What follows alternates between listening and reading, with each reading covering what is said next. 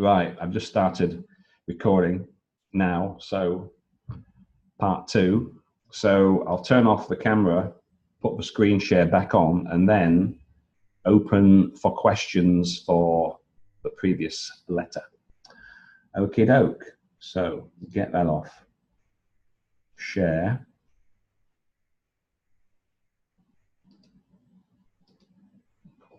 Right, let's go. Anybody got any questions about this? Where's the chat box? I'll put that there. Let me get this out of the way. Put that there. Put that here. So what have we got? Manage participants. Okay, right. So does anybody want to ask any questions or make any comments? If so, raise your hand. I'll turn your camera on. Sorry, turn your microphone on. Anybody?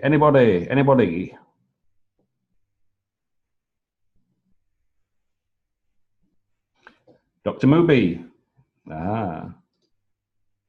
Hello, Doc. Good morning. I think you started meeting earlier. I joined late. Doctor, my concern is regarding the introduction. This, as they are telling in introduction, you should always mention what you want from the examiner, or as you told yesterday also. So here he is mentioning in the introduction, psychological assessment. We can't write it in the introduction part because he is respiratory physician. Second thing, okay, we are going to mention about COPD. He is chronic COPD patient, but he is now getting worse. More problems are coming. So we have to mention all these 3 points. He is, we are referring him, who is a known case of, or who is a chronic case of COPD, for assessment of his respiratory functions, decreased daily life activities. All these things we should mention, or classical something like we are referring this patient a chronic COPD for the assessment and management. Because it comes to my mind. So it comes to my mind this: if I will write only he is a chronic case and I'm sending him for assessment and management, simple, then there is question arise: why now he is a chronic case? Why now for this thing? So we should mention something: exacerbation versus. It depends. It depends, really. I mean, as we've spoken about before, what you need to do is go straight to the task and see what language they use, what exactly they want you to ask this person to do. I mean, you have to think, okay, if I were that person receiving this, what information would I want to, what would be the first thing that I would want? So I am reading this letter because why are you, what is the reason? So it can either be your main medical issue comes like first, and then you explain what you want the person to do, and then you either put the main medical issue to explain why you want it, or you put the main issue first and then you develop a chronology. So you're writing a story which leads up to what you want that person to do. So every letter potentially is different. I mean, they are doing this on purpose, because if every letter was a simple referral, people would be producing templates and everybody would be saying exactly the same thing. So every letter is different.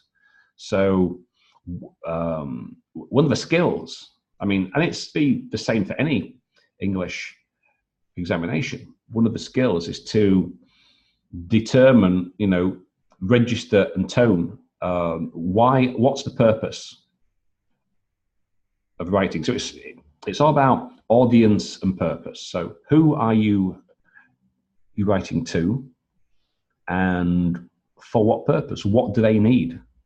So, there's lots of different ways to write an introduction. I mean, my a preference is always, and whether it's for a letter or an essay, is always to be as direct and clear as possible right from the start.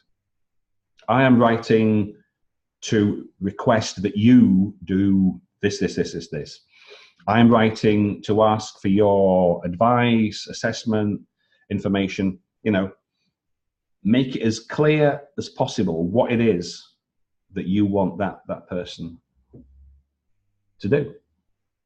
Essentially, that's what I always like to do.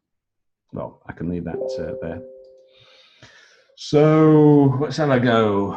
What's we got? I've got a bit of time left. So I'm writing in regard to Mr. McGuire, 55-year-old man. Well, okay, but you know, we can count, we can read. We don't really need that.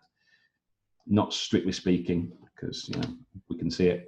Was a known case, or who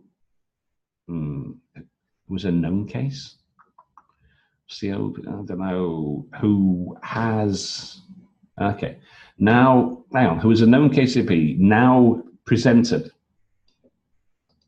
with worsening of his breathlessness? Your first assessment made it really highly appreciated. Again, using the same expressions, every letter the same. You're not going to stand out if you keep on with this.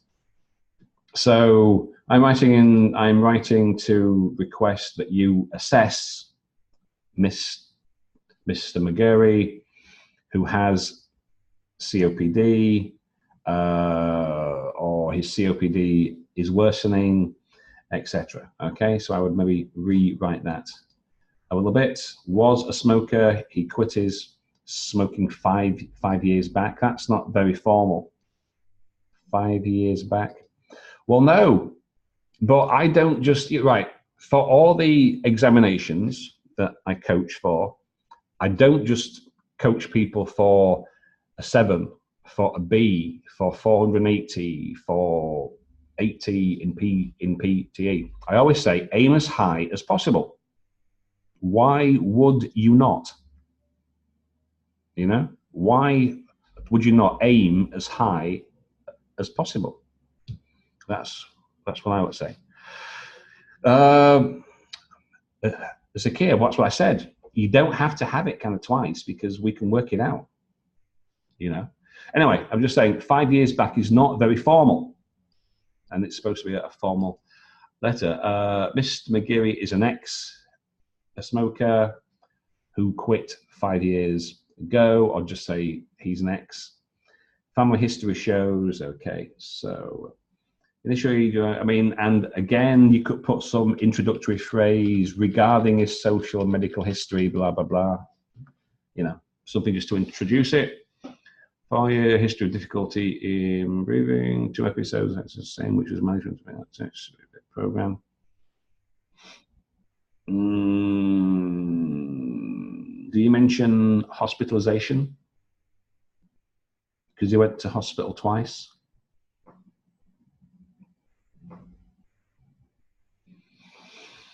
History of decreased breathing since his last admission. His decreased breath sounds were noticed.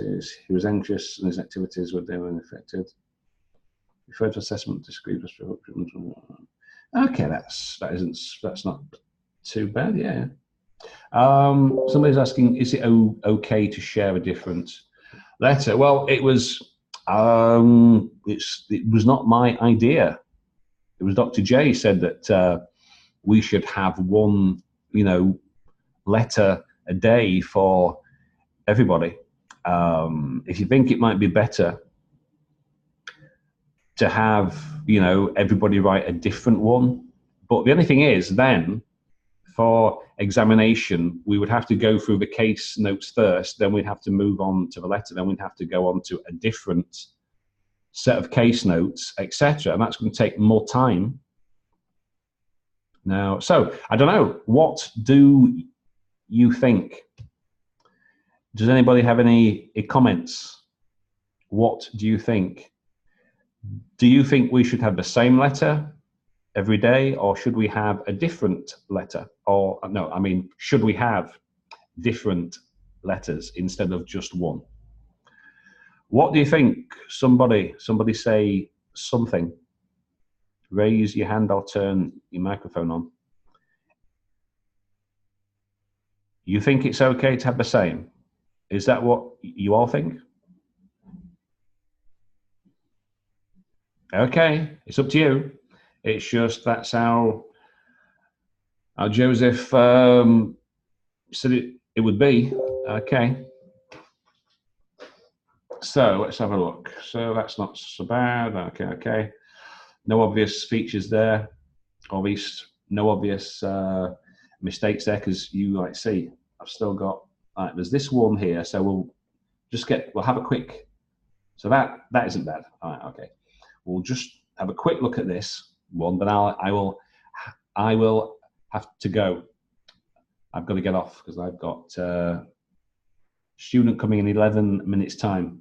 So let's get on with this one.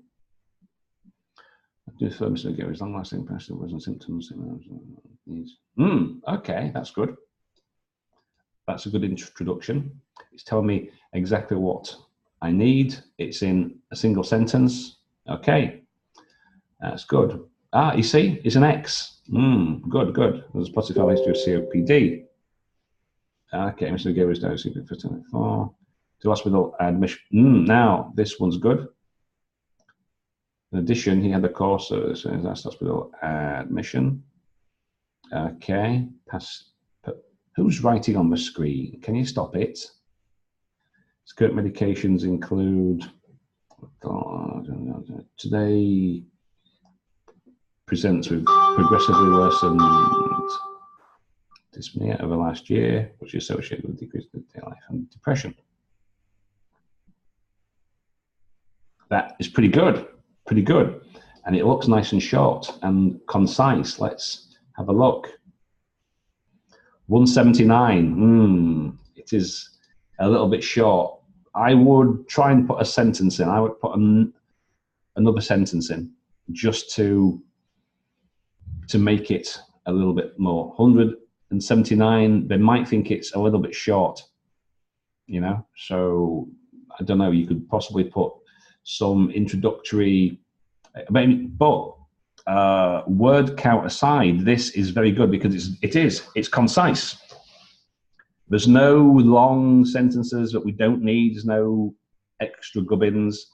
It's just direct and clear and to the point. So I think this is a pretty good example. You could possibly add a little bit more information, but in general, this is pretty good. Got some good expressions and phrases here. And I say the main point here is it's brevity. It's like bum, clear, no extraneous information. So that is pretty good. Right, got to get off. Got to prepare for other students. I've got, 8 to see by the end of the day. So I'll catch you later. I'll be on Telegram a bit later this afternoon. I've got a couple of hours now. I might be online a little bit later. I'll be available for the next few minutes for comments on Telegram. So I'll stop the recording in a second and I'll post the file with the changes. Now, I'm sorry it was a little bit rushed, but that's just how it is for today.